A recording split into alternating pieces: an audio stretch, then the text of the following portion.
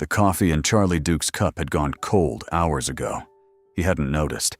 It was sitting on the edge of the console, white ceramic, NASA issued, stamped with a small meatball logo, right next to the ashtray that Gene Kranz had told everyone to empty before the shift started. Kranz ran a tight room. He always did. But tonight, even he had let certain things go. The ashtrays were full again. Nobody cared. It was approximately 9:17 in the evening, Central Time, on the 20th of July, 1969. Outside in the Houston summer, the temperature was still hovering near 85 degrees Fahrenheit. Inside Building 30 at the Manned Spacecraft Center, the air conditioning hummed so loud you had to raise your voice to be heard 2 desks away. 400,000 people had worked some part of the program that had brought humanity to this specific Sunday evening. The bill had run to approximately $25 billion, roughly $180 billion in today's money. 8 years of national will distilled into this room, this shift, these men. And in 12 minutes, 2 of those men were going to try to land on the moon for the very first time in the history of everything. Charlie Duke was 23 years old when he was selected as an astronaut.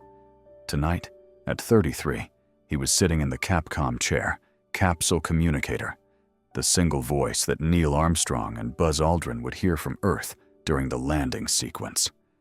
In the entire vast machinery of mission control, only Duke talked directly to the crew. Every word he spoke into that headset had been rehearsed. Every contingency had been simulated hundreds of times in the year before this night. But simulation and this, whatever this was, were 2 entirely different things, and everyone in that room understood the difference. The room itself told you something about the era it was built in. It had been designed in 1965 by engineers who had never landed anything on the moon because no one had. The consoles were arranged in 4 tiered rows facing a massive screen at the front, actually 3 screens joined together, that displayed a schematic of the landing trajectory in real time. Each console was a universe of toggle switches, analog dials, and green phosphor displays that cast a particular light on the faces of the men sitting behind them. Not quite the color of daylight, not quite the color of night. Something in between. Every man in that room had a specific domain: guidance, propulsion, environmental life support, trajectory, and in the last 8 hours, each of them had been running numbers on their slide rules and checking them again and checking them a 3rd time. The smell in mission control that night, if you'd walked in off the street, would have stopped you cold. It was the specific smell of a room full of men under extreme pressure in 1969. Cigarette smoke, black coffee, the faint chemical sweetness of hot electronics, aftershave from men who'd been on shift since morning and hadn't expected to sweat this much. Polyester shirts, narrow ties pulled loose at the collar. Crew cuts mostly, though some of the younger engineers were starting to let their hair grow just slightly past the point that would have been acceptable 2 years earlier. Gene Kranz stood at the back of the room in his white vest. He had worn it for the first time on the morning of the launch, 8 days earlier. His wife Marta had sewn it herself, white brocade with a subtle texture, because Gene believed a flight director should be visible to his team at all times, and white was the most visible color in a dark room. It had become, without anyone deciding it would, the visual signature of this entire operation. When the men in those tiered rows looked up from their consoles and saw the white vest moving, they knew where the center of gravity was. At 9:21, on the Eagle, the lunar module was at approximately 50,000 feet above the surface and descending. In the guidance officer's station, Steve Bales, 26 years old, was watching numbers that represented the computer's workload. The Apollo guidance computer, a machine that had been designed and programmed by a team at MIT over the preceding 5 years, and that contained approximately 4,000 integrated circuits, was supposed to operate below a specific processing threshold during powered descent. Bales had a red line in his mind. He knew exactly where it was. He had been asked a specific question in a simulation 11 weeks earlier. What would you do if the computer threw an alarm during final descent? He had given the wrong answer then. His supervisor, Jack Garman, had pulled him aside afterward, and they had gone through every possible alarm code together until Bales had them memorized. Every single one. That conversation in a simulation room in the spring of 1969 was about to matter more than either of them could have imagined. The Eagle was at 4,000 feet when the alarm appeared. Program alarm 1202. The number appeared on the display, and Neil Armstrong's voice came through, calm as a man reading a grocery list. Program alarm. It's a 1202. Charlie Duke acknowledged. He looked at Bales. Bales already had his finger on his documentation. 1202 was an executive overflow. The computer was being asked to do more than it could handle simultaneously, and was shedding lower priority tasks to keep the critical ones running. Bales had reviewed this exact code. He knew what it meant. He knew what it didn't mean. In the control room, you could hear people not breathing. What the people in that room understood, and what Armstrong and Aldrin could not fully see from inside the cockpit, was the larger picture. The alarm was real, but it was manageable. The computer was stressed, but functioning. The landing could continue. But Bales had approximately 4 seconds to make that call and communicate it to Kranz, who would communicate it to Duke, who would communicate it to Armstrong, who was still descending. 4 seconds is a very long time when you are aware of every single one of them. "Go," said Bales. Kranz relayed it. Duke said it into his headset. "We're go on that alarm." The Eagle kept descending, so 2 more 1202 alarms came in the next 4 minutes. Each time, Bales called it. Each time, the word traveled up the chain in under 3 seconds. The room had found its rhythm, that specific, focused calm that comes not from the absence of fear, but from the decision to set it aside temporarily and do the work. The green displays cast their phosphor light. The ashtrays smoldered. The air conditioning roared.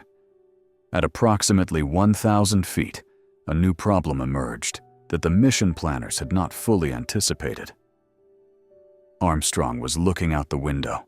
The computer was guiding the Eagle toward a landing site that had been selected from orbital photographs taken months earlier.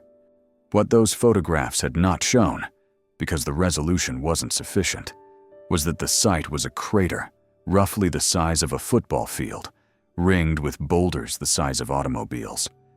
Armstrong saw this and did what only a pilot with 6,000 hours of flight time and 2 years of lunar landing training would do without needing to discuss it with anyone. He took semi-manual control and flew past it. In mission control, the telemetry showed the Eagle flying longer than planned. Fuel was being consumed.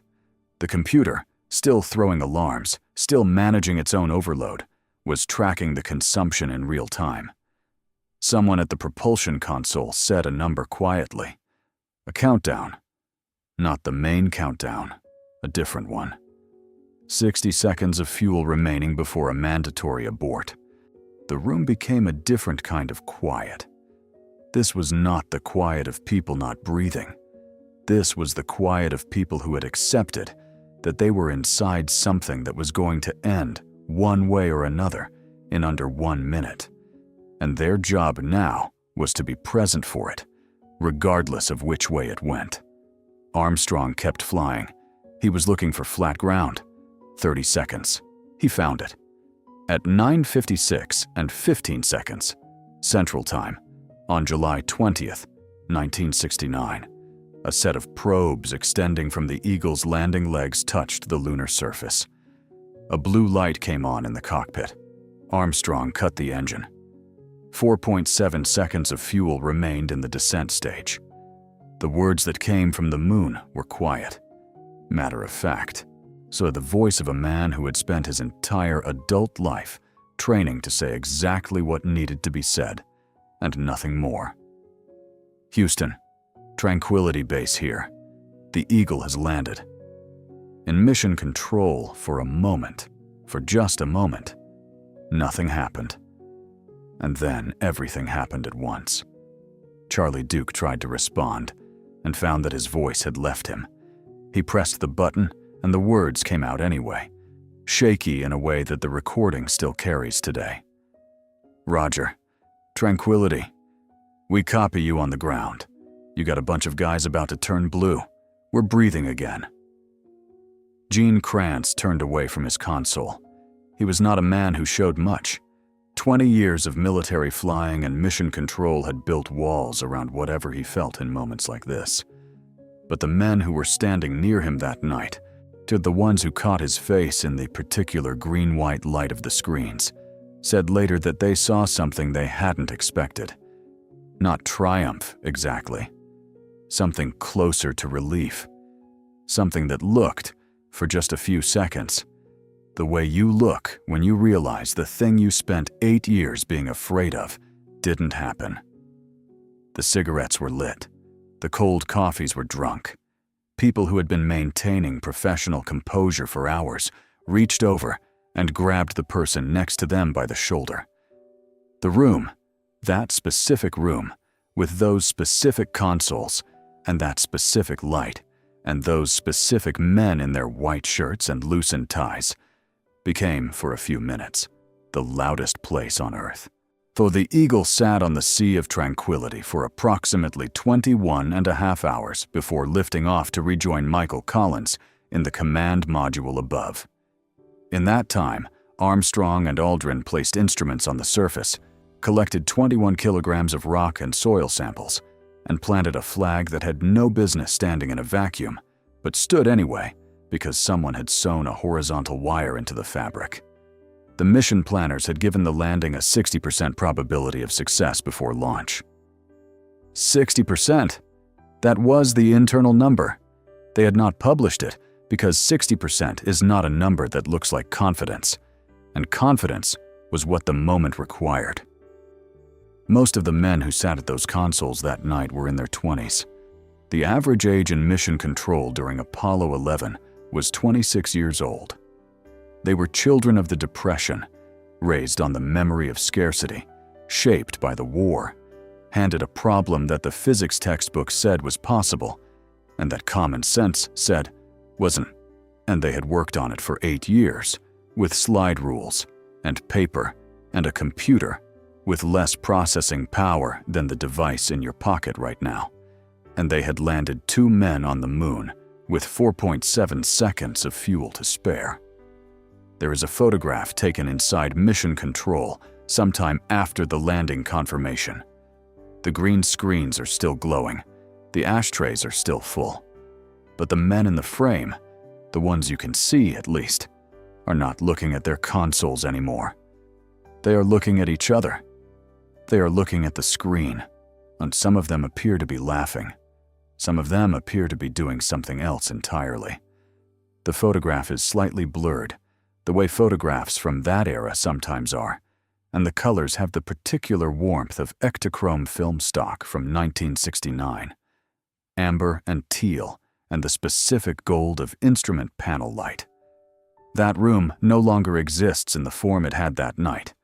The consoles were removed in the 1990s, when the building was repurposed. The ashtrays were thrown out. The slide rules were retired to display cases. Some of them are in museums. Some of them are in the attics of men who are very old now, or who are gone. The room was eventually restored, meticulously, obsessively, and reopened in 2019, exactly 50 years after the landing. Workers sourced period-correct ashtrays. They found the exact brand of coffee cups. They matched the specific green of the phosphor displays. People walked through it and said it felt like a time capsule, which is exactly what it is. But a time capsule is not the thing itself. It is the echo of the thing.